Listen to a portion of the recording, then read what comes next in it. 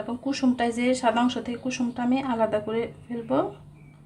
এই যে দেখেন আমি আলাদা করে ফেললাম।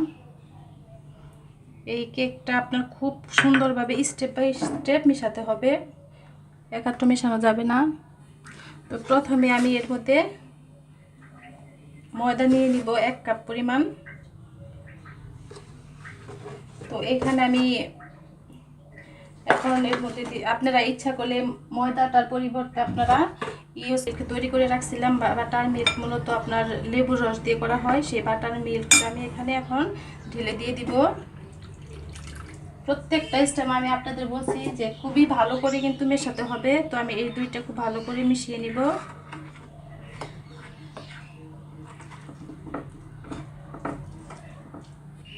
এখানে আমার 1 কাপ ময়দার সাথে আমি আমার 1.5 কাপ পরিমাণ 1 কাপ আরও হাফ কাপ পরিমাণ বাটার মিল্কটা হয়েছিল, সেটা মিশাই দিলাম। 1 কাপের সাথে 1.5 কাপ বাটার মিল্ক লাগছে আমার। তো এটা আমি ভালো করে যে দেখেন মিশিয়ে নিয়েছি। এখন এর মধ্যে আমি দিয়ে দিব 1 টেবিল চামচ চিনি। তো আপনারা চিনি ইচ্ছা করলে বাড়িয়ে দিতে পারেন, তো আমি এখানে বাড়াবো না। যে তো এই যে দেখেন আমি 1 টেবিল চামচ চিনি দিয়ে দিলাম। এটা খুব ভালো করে আগে মিশিয়ে নিব।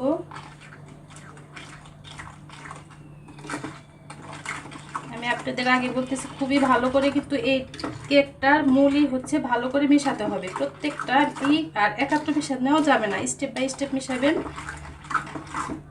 এটা আমি ভালো করে মিশিয়ে নিব।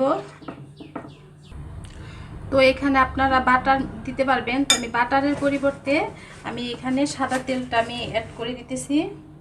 সাদা তেলটা আমি 2 টেবিল চামচের মতো অ্যাড করে দিলাম।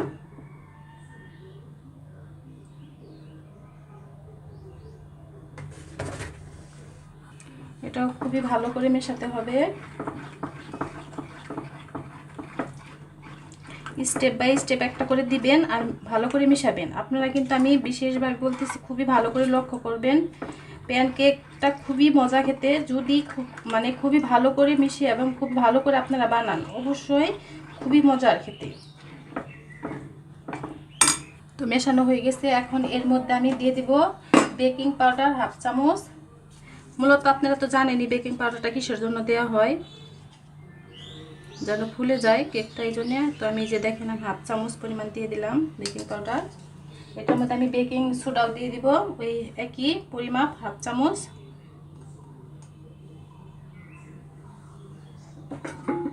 তো এটাও আমি একটু ভালো করে মিশিয়ে নিব। আমি আপনাদের আগে বলে নিই, আমি কিন্তু চ্যানেলের নামটা পরিবর্তন করতেছি। তো আপনাদের আমি বলে দিব নি আমি কি নাম দিব। আমার এই ডেইলি ড্রিম ডিশ চ্যানেলটার নাম থাকবে না, আমি নামটা চেঞ্জ করে ফেলবো। তো আমার রেসিপিগুলো যদি আপনাদের ভালো লাগে প্লিজ আমাকে লাইক দিবেন, লাইক দিয়ে উৎসাহিত করবেন। আর ভালো না লাগলেও দেখবেন, দেখতে দেখতে আসে এমন সময় হঠাৎ করে আমার রেসিপিগুলো আপনাদের ভালো লাগবে। তো আমি রেসিপির পাশাপাশি আপনাদের ব্লগ সিস্টেম কিছু কিছু জিনিস আপনাদের সাথে আমি শেয়ার করে নিব। যখন আমি বাড়িতে যাব, বাড়ির পরিবেশগুলো, গ্রামের পরিবেশ খুবই ভালো লাগে, ওগুলো আমি শেয়ার করে নিব আপনাদের সাথে। তো দেখেন আমি কিন্তু বারবার বলতেছি, সব সময় হয়তো আপনারা বিরক্ত হতে পারেন, যে মিশাতে হবে, এই মিশ্রণটা খুবই ভালো করে করতে হবে স্টেপ বাই স্টেপ, তাহলেই কিন্তু প্যানকেকটা খেতে দারুণ লাগবে। আমি যেভাবে করতেছি আপনারা অন্তত একবার হলে বাসায় ট্রাই করে দেখবেন। তো এই যে দেখেন হয়ে গেছে। তো এখন আমি এর মধ্যে লবণ দিয়ে দিব হাফ চামচ পরিমাণ। তো আমি যে হাফ চামচ পরিমাণ লবণ দিয়ে দিলাম। তো ভালো করে মিশিয়ে নেব। আপনার প্যানকেক করতে গেলে কিন্তু অবশ্যই আপনাকে বাটার মিল্কটা দিতেই হবে, তা না হলে কিন্তু প্যানকেকটা ভালো। আমি যে উপকরণগুলো দিলাম, প্যানকেক মানেই প্রত্যেকটা উপকরণ আপনাকে দিতেই হবে। তো এখানে আমি দেখেন ডিমের কুসুমটা এখন আমি শেয়ার করি দিয়ে ঢেলে দিয়ে দিলাম। এটাও আমি খুবই ভালো করে এখন মিশিয়ে নেব, অনেক সময় নিয়ে মিশাতে হবে। তো এই যে দেখেন আমার কিন্তু একদমই খুবই ভালো করে মেশানো হয়ে গেছে। এখন আমি এটার মধ্যে দিয়ে দেব ডিমের সাদা অংশটা। হ্যাঁ, এই সাদা অংশটার বিষয়ে আমি আপনাদের সাথে একটু শেয়ার করে নেই। যখন আপনারা সাদা অংশটা দিবেন, এটা কিন্তু খুব জোরে সুরে আপনার নাড়া যাবে না, এটা একেবারে সফটলি, একদম খুবই সফটলি ভাবে কিন্তু ভালো করে মেশাতে হবে। এই যে দেখেন আমি একদম আলতোভাবে মিশিয়ে নিতেছি, জুড়ে সুরে কিন্তু বারবার বলতেছি, যখন আপনি ডিমের কুসুমটা দিবেন, সরি সাদা অংশটা, খুবই জুড়ে সুরে কিন্তু করা যাবে না। দেখেন একদম সফটলি, মানে আমি যে এটা মেশাইতেছি, এটা কিন্তু আমার মনে হয় যে ময়দা, মানে এই উপকরণগুলো জানতেছে না যে আমি মিশাইতেছি এগুলা। তো খুবই সফটলিভাবে এটা আপনার উপকরণগুলো মিশাতে হবে, কিন্তু ভালোভাবে কিন্তু মিশাতে হবে ঢেলেই। এই যে দেখেন আমি কীভাবে মিশাতেছি এভাবে। তো দেখেন আমার মিশানো হয়ে গেছে। এখন আমি এটা 15 মিনিটের জন্য রেস্টে রেখে দিব। তো আমি আবার 15 মিনিট পরে ফিরে আসবো। তো এই দেখেন আমি বাটারের সাথে একটু সাদা তেল মিশিয়ে দিছি, কারণ আমার অতটা বাটার নেই, এই কারণে একটু ভালো ভালো ফ্লেভার আসার জন্য আমি সাথে একটু সাদা তেলটা মিশিয়ে দিছি। তো আমি যে এখন একটু তাপ হলে আমি এই প্যানকেকটা দিয়ে দিব। এটা ইচ্ছা করলে আপনারা কিন্তু সকালে ব্রেকফাস্ট হিসেবেও করতে পারেন। তো আজকে আমি দুইভাবে দেখাবো প্যানকেকটা। আমি আজকে এটা আমার বাচ্চার জন্য টিফিন করে দিব, এই জন্য ভাবলাম যে তাহলে আপনাদের সাথে আমি শেয়ার করবো, টিফিন দিয়ে দিব। তো দেখেন আমি এখন দিয়ে দিব।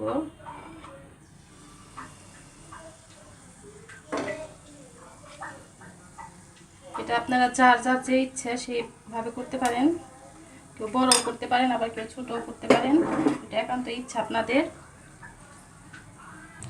তো আমি এটা এখন উল্টিয়ে দিব, খুবই আলতোভাবে উল্টাতে হবে।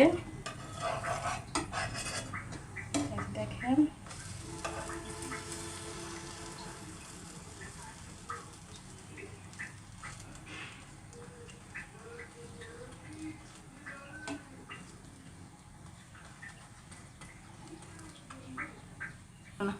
তো এই তো হয়ে গেছে, যে দেখেন তুই উপর পিসটাই যে অবস্থা।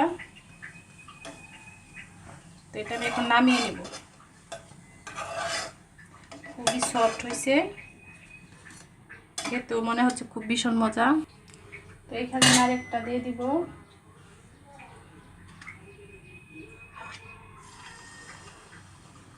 তো আমি আপনাদের কিন্তু আগে বলছি, এটা আপনারা বড়ও করতে পারবেন, ছোটও করতে পারেন, এটা আপনাদের একান্ত ইচ্ছা।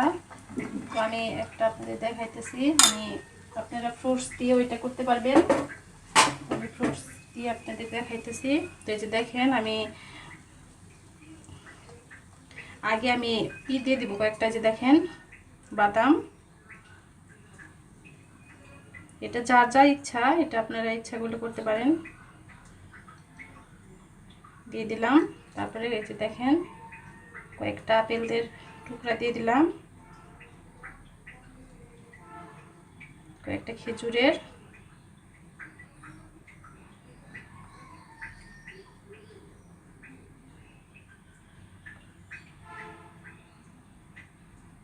আর কমলার একটা পিস।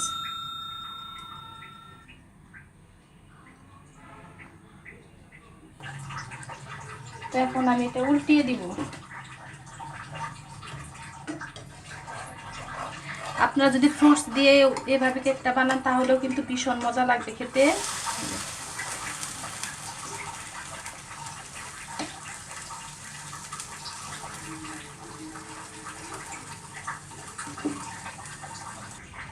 তো এই যে দেখেন হয়ে গেছে, এটা আমি নামিয়ে নিব। তো এইভাবে আমি প্রত্যেকটা প্যানকেক বানিয়ে নিব। তো এই যে হয়ে গেছে দেখেন, এই যে এটা আমি বানাইছি ফ্রুটস দিয়ে, আর এটা এমনিতেই বানাইছি। তো আপনারা ইচ্ছা করলে বাসায় এটা ব্রেকফাস্ট বা টিফিনের জন্য, বাচ্চার টিফিনের জন্য এটা আপনারা অ্যাড করতে পারেন।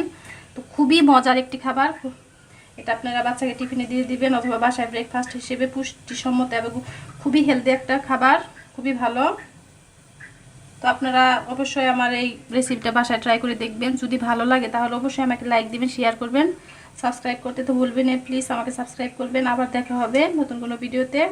আল্লাহ আপনাদের ভালো রাখুক, সুস্থ রাখুক, আমাদের জন্য দোয়া করবেন, আল্লাহ যেন আমাদের ভালো রাখে, সুস্থ রাখে। আল্লাহ হাফেজ।